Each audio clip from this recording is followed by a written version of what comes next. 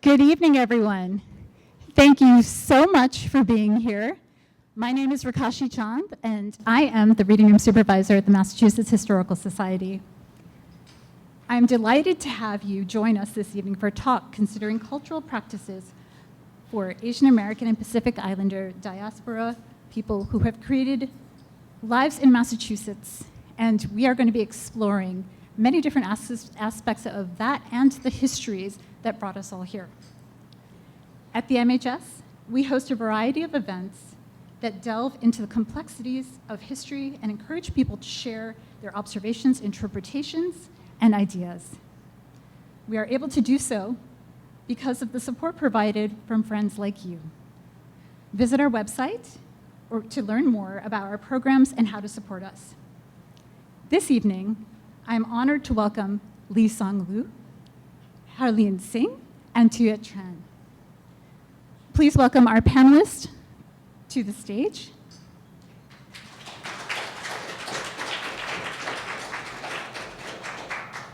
Tonight's moderator is Dr. Lisong, who teaches Asian American and American immigration history at the Massachusetts College of Art and Design. Our panelists are Dr. Harleen Singh, who is Associate Professor of Literature, Women's, and Gender and Sexuality Studies, and the Director of the Women's Research Center, and is the Senior Associate Provost for Academic and Strategic Initiatives at Brandeis University.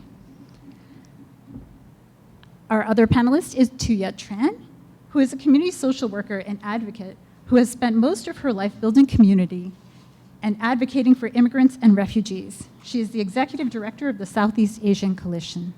Please give them a warm welcome.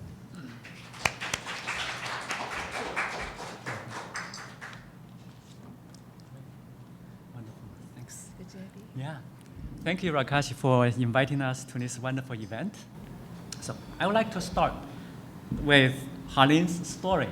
I read your short piece about being an international student in America. You wrote 5 years ago, 2020? Yes, okay. 5 years ago. 5 years ago. So that's a beautiful piece when Harleen wrote about her short walk at Charlottesville in 2020 when you jumped over the lines on the sidewalk and found a circular solid lead of iron with India etched on it. At that time, Harleen felt that my countries melded together. I was home. I think it's such a beautiful statement, articulating the importance for us, especially migrants like ourselves, to find the meaningful connections between our past and our present, and the connections between our homeland and our host country. So, here's the first question for both of you. Can each of you share with us your personal journey as a migrant? What led you to Massachusetts? How do you make sense of your past and your present? And how do you create a new home here? So maybe Harleen, we can start with you. Okay.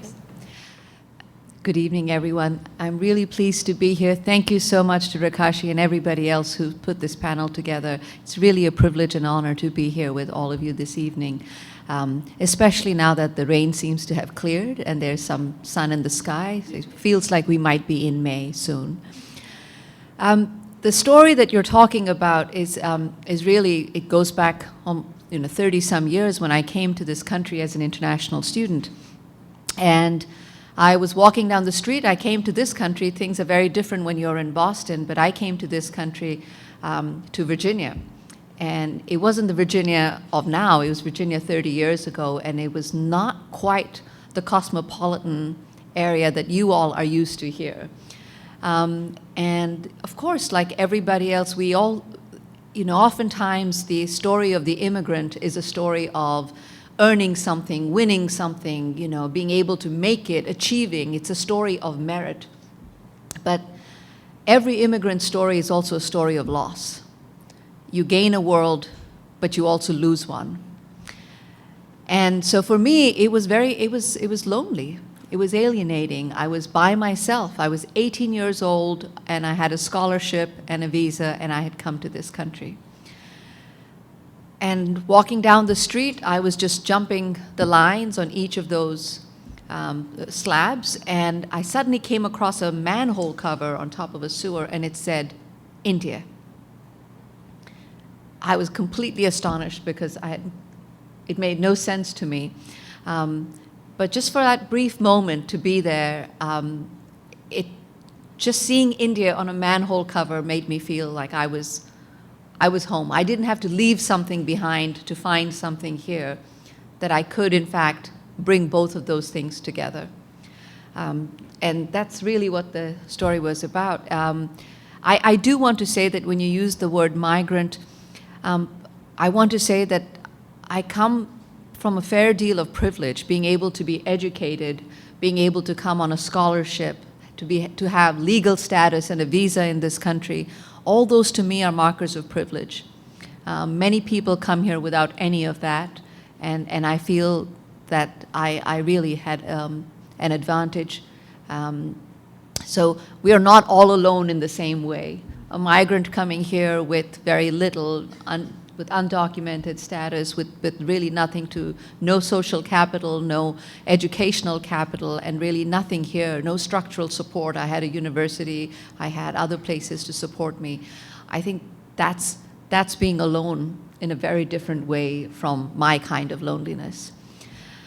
And then I went on to just stay and get, as all overachieving Asians do, one degree after another, and making sure that I had some way of shoring up, oh, I could stay here because I got this degree, then this degree, then this degree. And I went on. I thought I was going to be a lawyer. I thought I was going to be all things. And then also, like the overachieving people of my ilk, I majored in 3 things with the hope that if this didn't work out, this would work out. And if that didn't work out, this would work out. And I'd figure a thing out.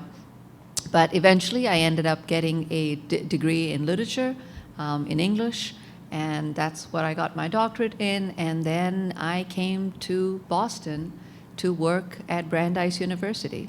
But I did have a stint in the middle, just down the road, working on One Beacon at a law firm, because I thought I was going to be a lawyer. I was dissuaded of that in 6 months. My resignation note was, I am resolved to quit this place forthwith. And that was it. It's a story, I think when you ask me about a personal story, I think it's a story of many different things, but I would like to think that it's a story of what is possible when we see the generous side of this country.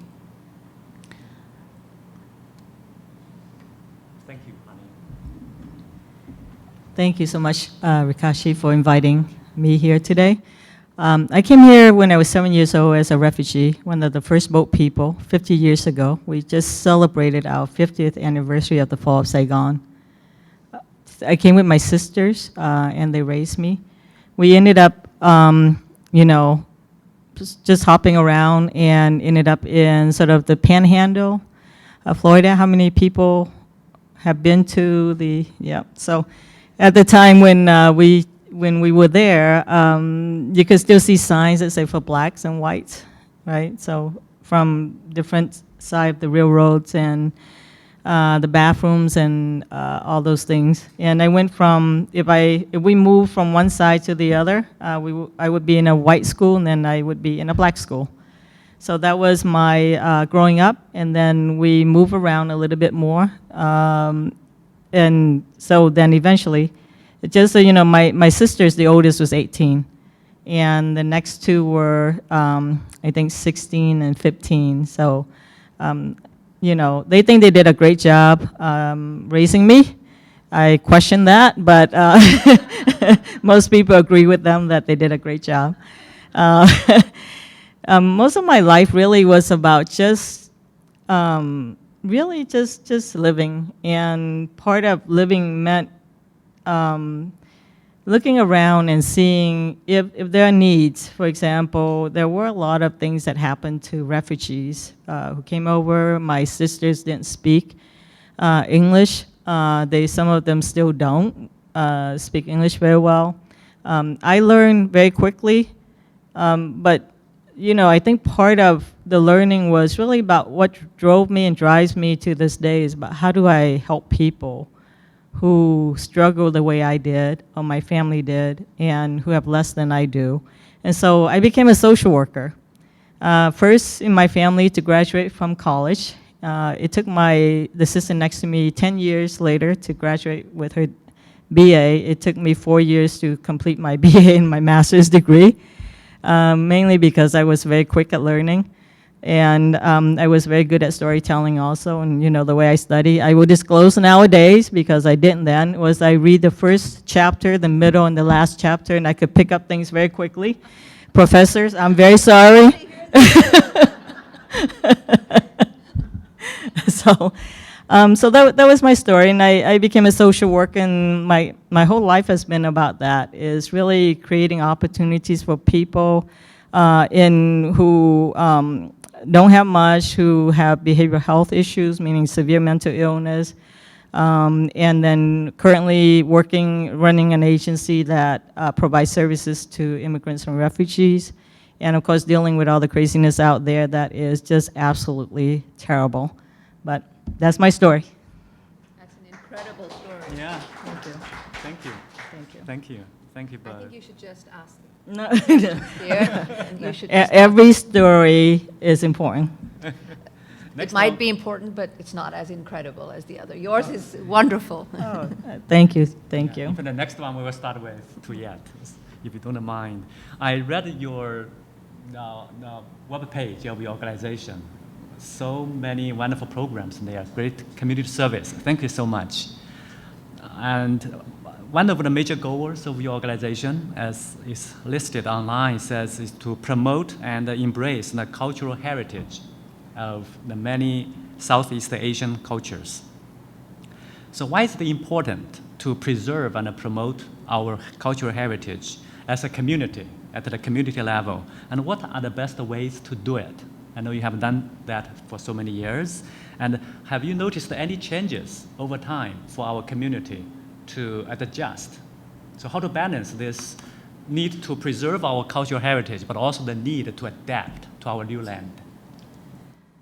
I'll start out by saying this. When we first came to America, having been traumatized and all of that, then there was the Moon Festival. So some of the Vietnamese members who were in the area said, why don't we just get together and celebrate? And it was really fascinating. We had very little. And my sister, who was a seamstress, made this ao dai.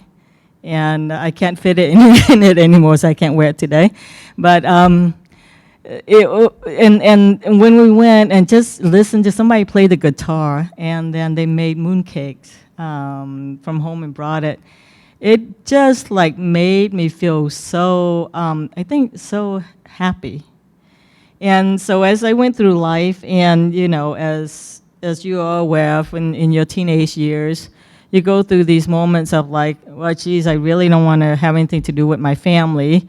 And my culture, I'm not really sure if I like fish sauce and if I really like to, deal with, the foods. Even my sisters talk with an accent. So I remember just running away from them every time, we go shopping, because they purposely would yell out loud just to make me feel embarrassed. So we have a lovely family with a terrible sense of humor. Yeah. But and as I grew older, and I remember this, I always quote this because it reminds me of who I am and what our culture at the core piece of who we are is. When I was a teenager, I was constantly trying to get away from my family. My sister wrote this amazing note. It says, you draw a circle to keep us out. We draw a circle to keep you in. And it was about, no matter what you do, we're always going to be your family. And we're just going to extend this circle to make sure that you're included. Even to today, sometimes, when I don't call, they'll call. And I'm like, we don't really talk about much, but that's the important piece of this. So when 25 years ago, and I've always been involved in these cultural dances because it really is about, as you evolve in terms of your development and your humanity, that piece that you grew up with is part of what gives you meaning. And it's a sense of self that, you know, no matter what, is part of your history. And you can either try to run away from it or embrace it.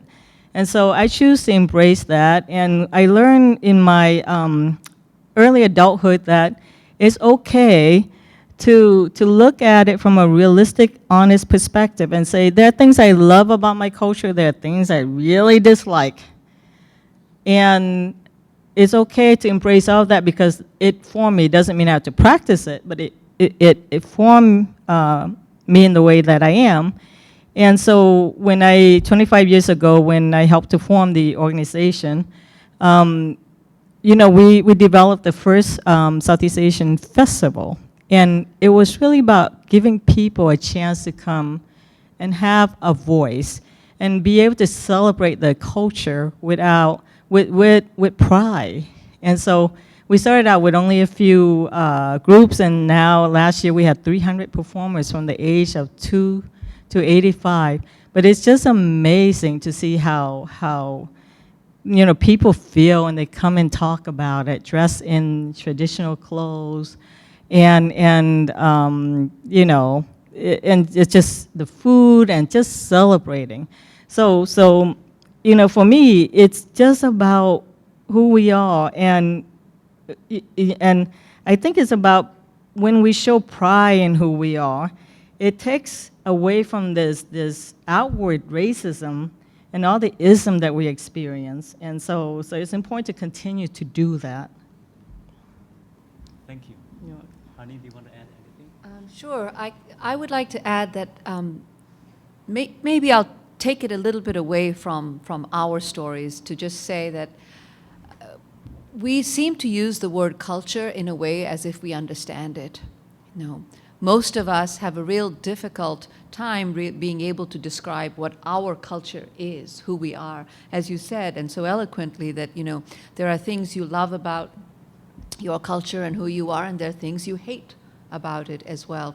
And so I think that for me, it's really important for us to not just talk about what culture means to us and doesn't mean to us, but how culture continues to be one of these dynamic things in our world. It's constantly changing, it's constantly moving with us, and we are reinventing it. And I think that for me is also very important, especially since I had a child in the US, and you know, she is both of this country and of another country. And it's important for me that she understands that there is a way to be both these things, that one doesn't have to be either or, and that it's an equally valid place for her to reject one or the other.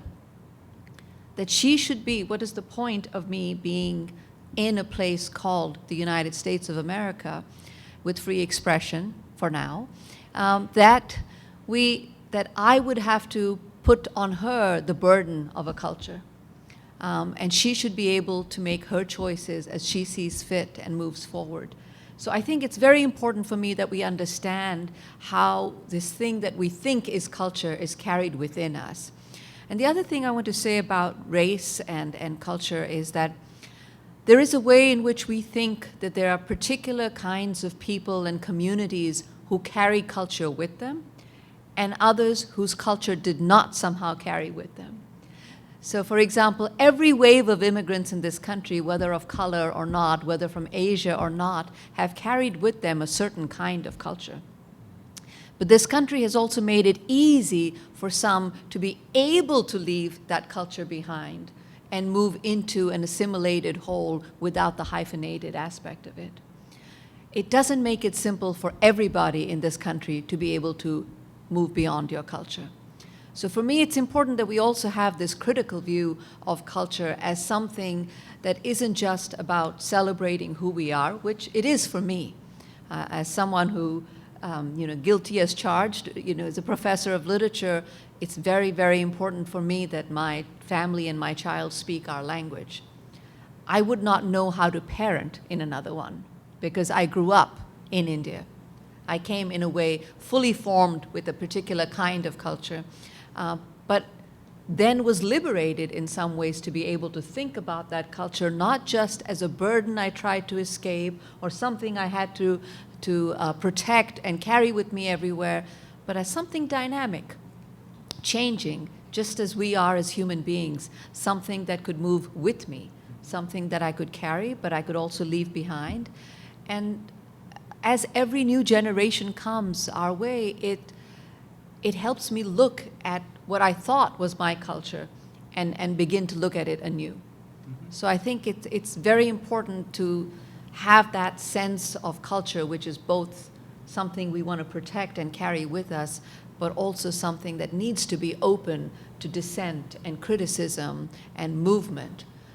I think that is so very important in both the communities outside and the communities within, because one of the things that is a response, and I want to be very celebratory about who we are, but many of our communities also carry their own isms with them. Patriarchy, homophobia. There are many such things that we carry within our own communities. And oftentimes those they're solidified, they're reified as we begin to face racism outside. So oftentimes these kinds of areas of control that we have within our communities are accelerated or exaggerated because, in a way, it's one way for us to have control within the community, when outside the community we're really facing a loss of control in terms of patriarchy, in terms of many other things that we think we should have by right.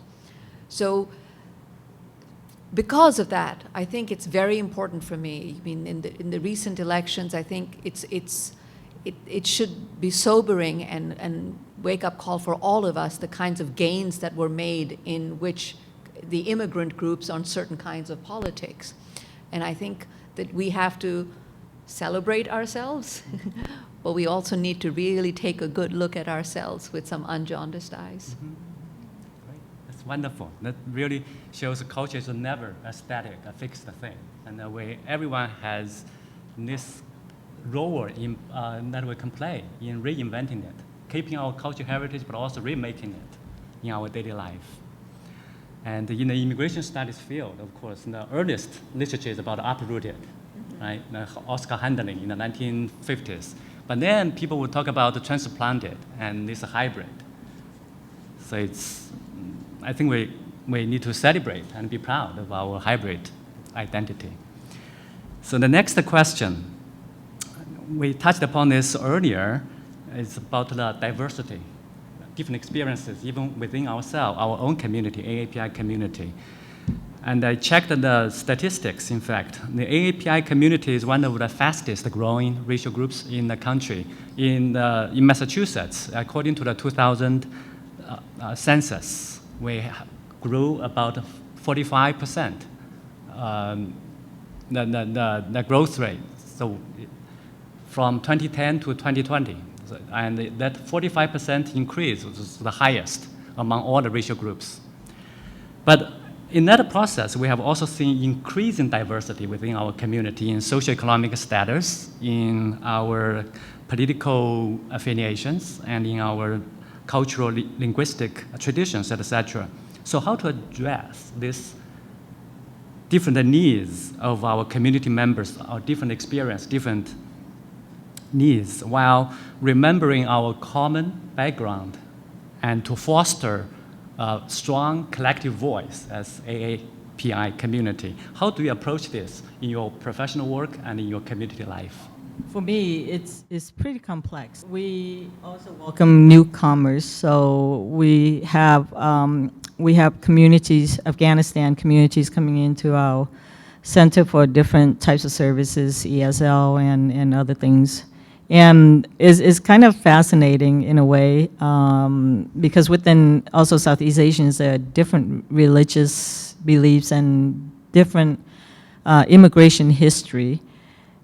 And so for me, the goal is always to create space where everyone is respected, right? And figure out how do you address some of the one of the things, for example, that we had to deal with recently was we were helping some of the Afghan women look for jobs. And so they came in and said, you know, we have to go home and get permission from our husbands first. And the staff were like, oh my God, you know, this is not okay. I said, no, it's not your job to judge. Your job is to ask, how can we help them get permission so that they can go to work? Because eventually, they won't have the money to be able to continue with their housing, food, and all of that. So ultimately, you have to look at what is ultimately the goal and give people the opportunity over time to learn and make decisions for themselves about what it is that work for them, right? Same thing I just forgot to mention years ago when we first started the festival. Some of the teenagers wanted to do, at the time, I think it was hip hop. And the older adults got so upset that they started protesting and saying all kinds of stuff about, you know, how could you let these kids, you know, I don't know, show their belly or something, I don't know. And so we had to go and have a conversation. And so the way that it was negotiated is that these kids said, you know what we'll do? We are going to do a traditional dance first. Then after that, we are going to change into our hip-hop clothes. And, you know, I went up there, told people to be open and let them, you know, it's part of their identity, and they did it. And, you know, nowadays, I mean, the stuff got shorter and no one cares, right? I'm like, oh my God. I swear some of the older adults also wear shorter stuff. But, but part of it is really, how do you create space as a person who has gone through all of this? Within yourself and in your family, how do you create space so that others can do that safely? That's sort of the goal. It's interesting too. It's interesting too that you said that, you know, about the example of the Afghan women and your office and your co-workers talking about them, because it reminds us that diversity is not making different people behave like everybody else.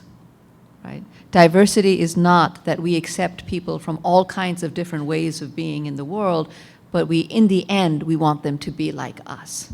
That this is the right way of being, and then this is how you should be. So it's such a brave and in some ways hard thing to do, to be able to help and support people for whatever path they will choose in their life without having the judgment that goes with them. That's such an amazing story, I think, to hear, because for me, diversity, you know, in a way begins on both sides with education. Like I teach, I'm a teacher, and for me, part of that, of having an engaged look or relationship with diversity is being able to understand it. What does it stand for? What does it really mean? Is it lip service to just having different people in different places, more colors in one place? Or does it really mean having that breadth of mental and intellectual capability that allows us to consider different ways of being? And that doesn't mean I don't judge. That doesn't mean we shouldn't judge each other. That doesn't mean everything is right and some things are not wrong. I'm not asking for some kind of relative acceptance of all things, but the ability to say or disagree is very different from the predilection to just denigrate and talk about everything else in a derogatory way. So I think that it's very important to understand that true diversity or true acceptance of difference means a lot more than just letting people through the door. I was just going to add that. It's not easy, right? If you know me and can read my mind, you probably would just pass out, right? And you see my eyes roll all the time.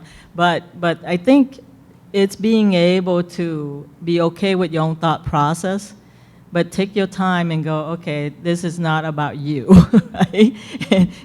Even if you want to swear, don't do it. So, and just to step back and say, how are you creating space for people? So again, no one is perfect, and but it's important to try. Thank you. Thank you. And then the next question, I believe that will be the last question because we do want time for the Q&A. So I would like to bring this to a larger scale, not just among AAPI community groups, but between AAPI community and other racial groups. We have different experiences, different histories, different ethnic racial groups, but we also share the same mission of fighting for racial justice and social equality, and especially at this moment when we are faced with so much polarization, so much distrust. So how to embrace our unique AAPI identity, but at the same time reach out to other racial groups and develop a sense of shared belonging and a shared responsibility for our society. What are some successful examples in your life, in your work, and what lessons can we learn from that? Yeah. Okay, sure. So I think for me, the first thing, of course, is for all of us to always remind ourselves that every time we think we are doing something new, it's worth remembering somebody has probably done something like this before. And that we have a tendency to think of history as a progressive linear narrative, as if things were somehow more bunched up or more repressive or more regressive here, and then we have moved on to this linear march in which things have always gotten better. And it's worth remembering that that's not how history functions, and that's not how politics function, and that's not how communities function. So for example, two communities in the US that I'd like to talk about, first of all, is a Punjabi Sikh Mexican community in Southern California. So we have all of these stages, especially of South Asian immigration to the United States, that are, the .com and the tech boom from the mid-90s onwards has given us this sense of all of these immigrants who came in with a lot of skills, were all very educated, etc. The opening up of the Immigration Skills Act in the mid-60s allowed for a lot of doctors and engineers to come in from South Asia, and there was a ready group of people because of their particular historical trajectory. So we have a sense of the South Asian community in the United States as this community that came out of very skilled immigration waves. But some of the earliest waves of immigration to the United States from South Asia were unskilled farmers and workers to Oregon and Washington State and to Southern California, where a lot of the farmland was being settled. A lot of the lumbering industry, was in full spate. And at that point in time, there were laws against miscegenation, which meant that if you were white, you could not marry anybody who was not white. That doesn't mean that people did not have relationships with different people or that children were not born. We would not be the country we are today if that hadn't happened. But US law said that if you were white, you could not marry somebody who was not white. So these were racial miscegenation laws. The case that actually overturned this was a case called Loving versus Virginia, where a black woman married a white man and then took the case to the Supreme Court all the way. How South Asian men in Southern California got around it was that they, of course, many of them came by themselves. The women were not coming in that first wave of immigration. They were not allowed to marry white women. And the women who seemed most familiar to them, most similar in background, in food, etc., were Mexican women. And a lot of South Asian Punjabi Sikh men ended up marrying Mexican women in Southern California. And there is a sizable Mexican Punjabi Sikh community in Southern California with Sikh temples of worship, gurdwaras, that are sponsored by these families. And so you have there a particular movement and mix of people that would not have been possible anywhere else in the world. Right? That's really something that's uniquely American. That's not uniquely immigrant. It's not uniquely Asian American. It's not uniquely AAPI. It's uniquely American. And I think these are the kinds of stories that get swept under the rug when we are only focused on identities in very closed off ways. In Harlem, New York City, similarly, a lot of people who came in with these earlier waves of immigration were sailors from the areas of what is now Bangladesh, Bengal, and Bengal in India, who were on these various merchant ships that were coming to this country and often landing in New York City.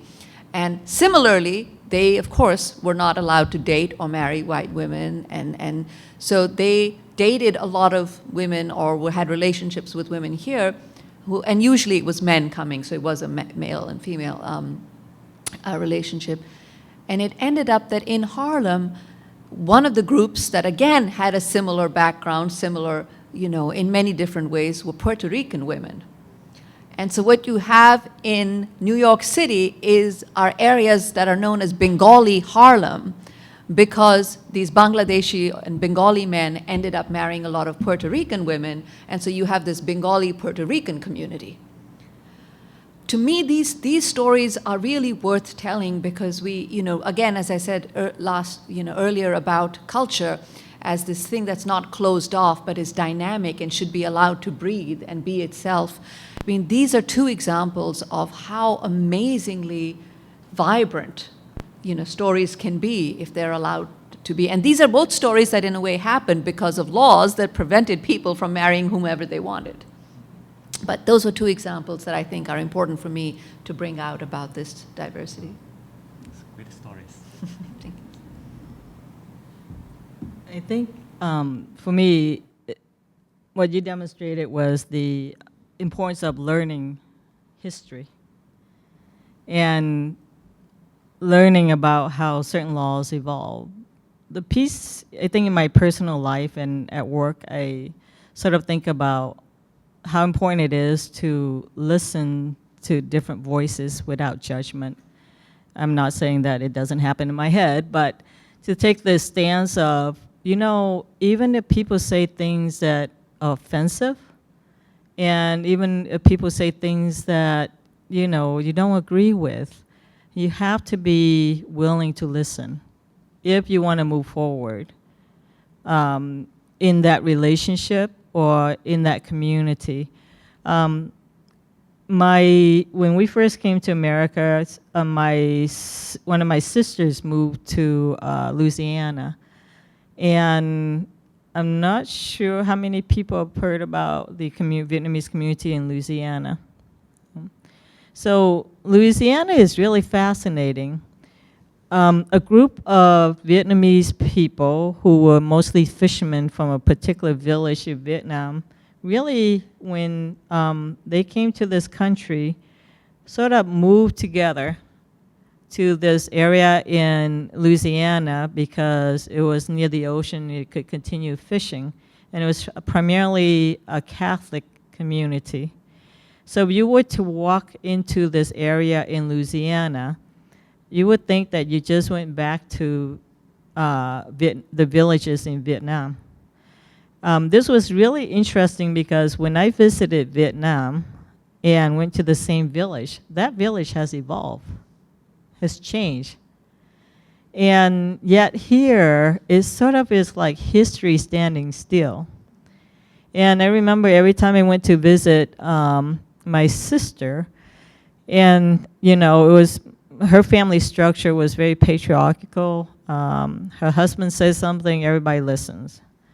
And it was really, for me, it was strange. And, girls, women can't really go and drink alcohol. So usually the first thing I would do is I go to the refrigerator, I open a beer, and I sit on the couch and I drank it.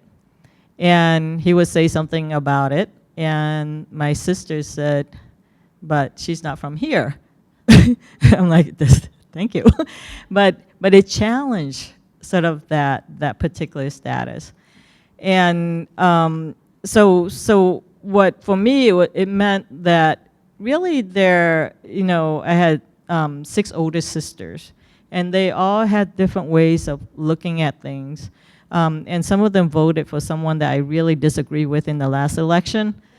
Uh, and we have had very, very peaceful discussion. And the thing, so when the opportunity does come up, and like they call and ask about, oh, you know, I just got this paper from Social Security. Every part of me goes, I told you. No, but I'm like, oh, so let's figure it out together about how this affected you because of certain policies. And, you know, so that sort of is, you know, I think it's important for us to approach things in that way. At least it's important for me, because otherwise I think if we don't, we continue to create this barrier, and you know, and that barrier comes out in a very strange way, politically as well as spiritually and in our lives.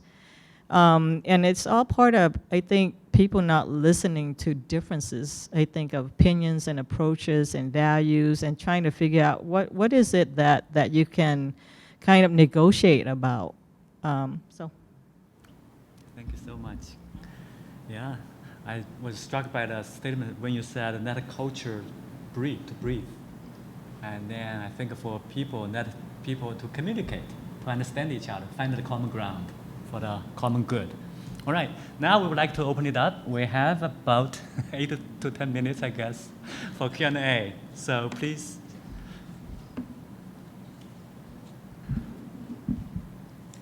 Is it always this cold in here? This is the reading room, remember? I think it's where you're sitting.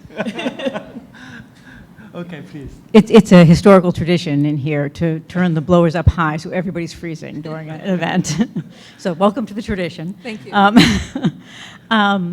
First, I want to say that I really want to see the rewrite of West Side Story with that shift about New York. One of the things that I kept hearing recur that I feel is timely, so I'd be curious about all of your takes on this in terms of our current moment, is about the idea of assimilation. And when I think of that, I think of Hannah Arendt and her reflections on how precarious assimilation was in the 1930s in Europe. And I feel like we are now in a moment again when the idea of assimilation and the idea that you can become of the place and be safe is probably again precarious. And I know it's kind of a dark topic, but I would be very interested in how you might address that. Well, at least you didn't go into thinking about how evil is banal in today's world. No, we don't have to go there with Hannah. We'll stick to this assimilation. I think that it is precarious. I think that's the right word, right? That the precarity of certain kinds of positions is always going to continue. And that's kind of what I was trying to get at with my answer about diversity and about culture, is that the fact that we ascribe culture and collectivity to a certain kind of identity itself should be a warning signal to us about who carries culture and who doesn't, which isn't so much about authenticity or the aspect of carrying culture, someone is more cultural than others, but really about what that culture means. Is it a crutch? Is it survival? Is it community? Is it what allows you to get through some things? Or is it Chinatown, for example, which we now think of all of these places as places where somehow all these people want to live together. Oh, yeah, these people want to live here. Well, the truth of the matter is that in the earliest waves of immigration, they were told to live there because they were contained. They were not allowed to live. They could not live at any point and place in the city. So Chinatowns emerged because Chinese immigrants working on the railroads were told specifically to live there. So what we now celebrate and talk about and advertise as the diversity of the city, or we have this amazing, thriving Chinatown, whether it's San Francisco or here, actually has to do with laws that contained people, that told them these were the ghettos. You cannot move out of here. You cannot live where the white people live. You need to live in these areas. So you're absolutely right. You know, assimilation itself is a narrative of privilege. Right? To me, assimilation is not available to everybody. To be unhyphenated itself is a privilege in many different places. And there are some assimilations of convenience as well. When people talk about, oh, these people are talking like this, or they've taken on this accent, or they've taken on this way of speaking, or this way of living, they've given up on their culture. Yes and no. Maybe it's a strategic compliance.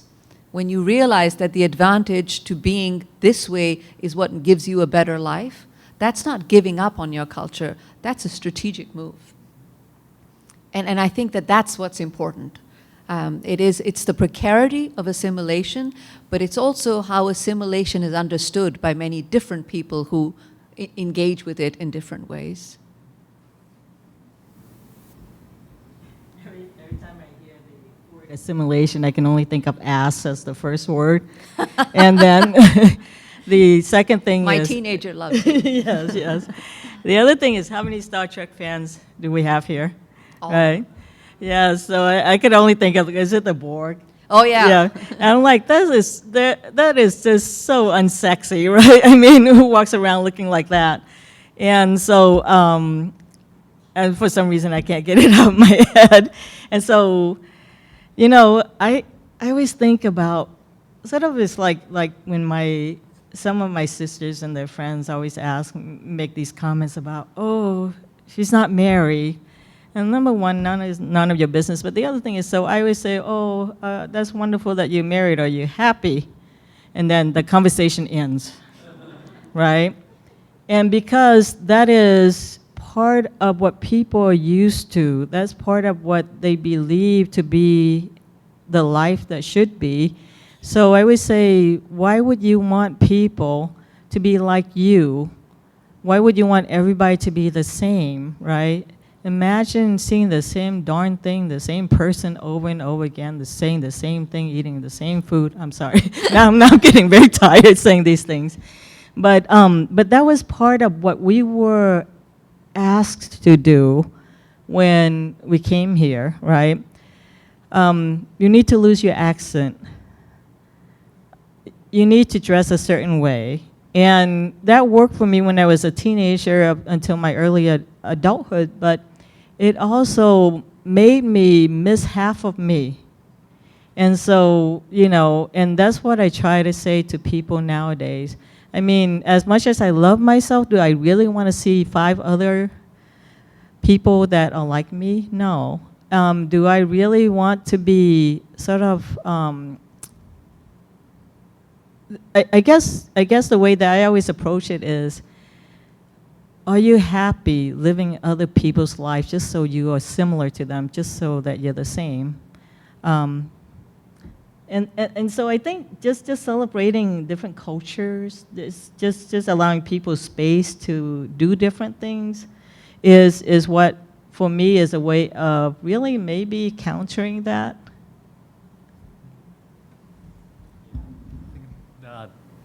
Assimilation, this model has been a very, very traditional, conventional one.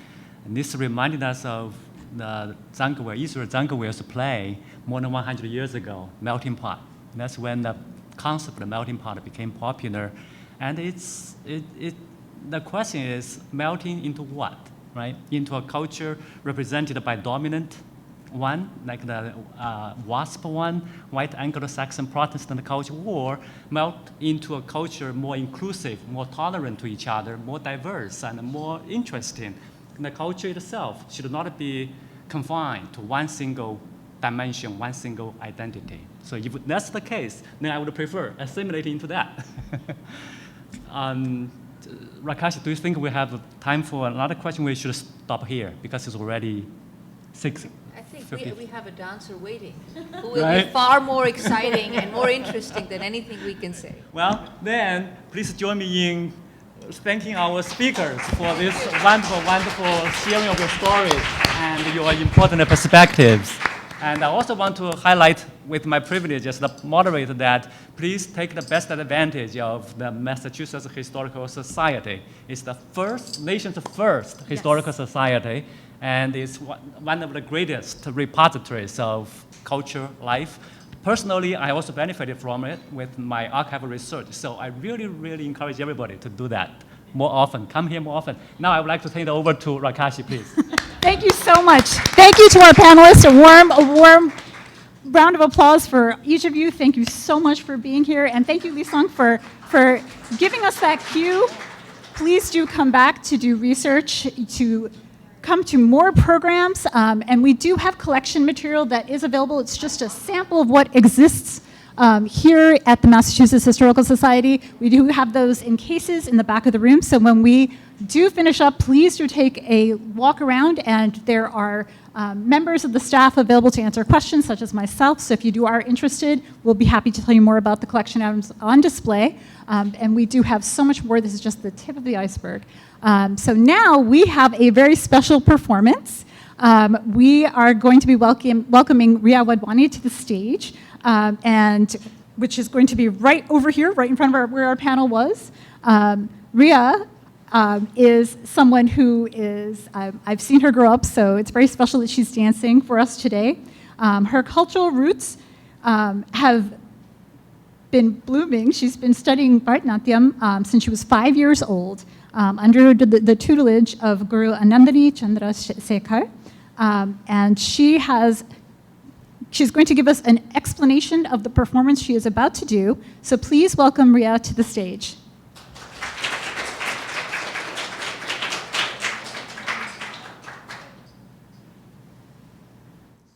Hi everyone. Thank you, Rakashi Auntie, for that introduction.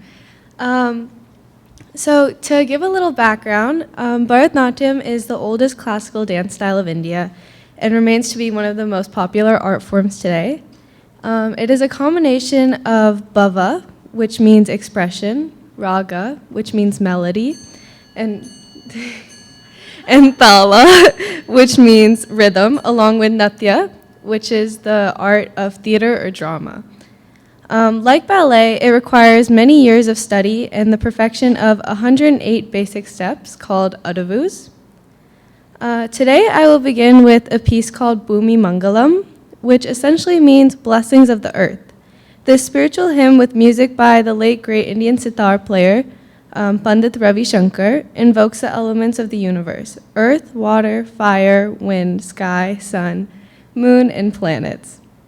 The elements are called upon to bless humankind's life force, body, mind, and soul. This will lead right into the next piece, called Natesha Kavatwam. Kavatwams are ancient Hindu temple dances that were originally performed at flag hoisting ceremonies. This Kavatwam is in praise of Lord Nataraj, the dancing form of the great Hindu god Shiva. He blesses with his right hand and dances with his left foot uplifted. His left hand points to his foot, where devotees on earth and in heaven can find refuge. He wears animal skin around his waist to appear fearsome to evildoers and carries the divine trident. The sun and moon are snakes and the sun and moon and snake are his ornaments, and he holds a small drum called a damaru in his hand as he dances. So look out for those things that I was saying while I danced, like the different elements and the different pieces I said to describe Lord Shiva.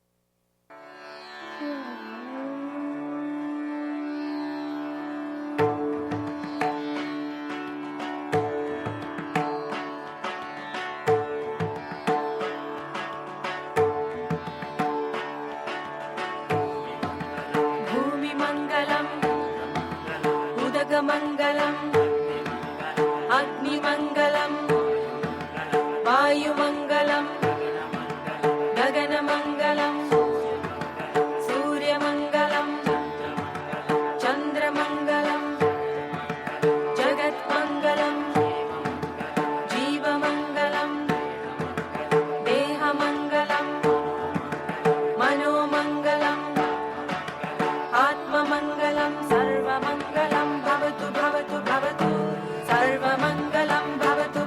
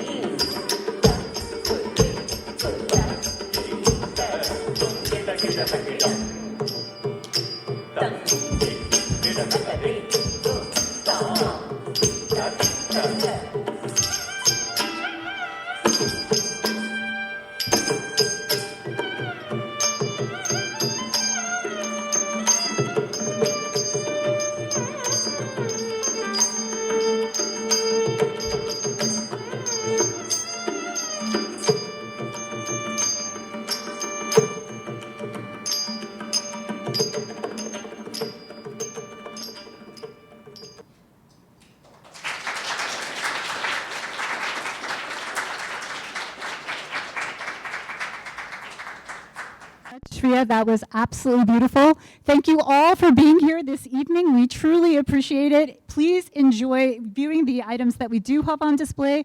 And please join us again on May 15th. We will be having part of our New England biography series, Breaking Silences, using intimate biography to uncover the lives of Thomas Wen Yi Lau and Mary Montoy. So please register for that and join us for future programs.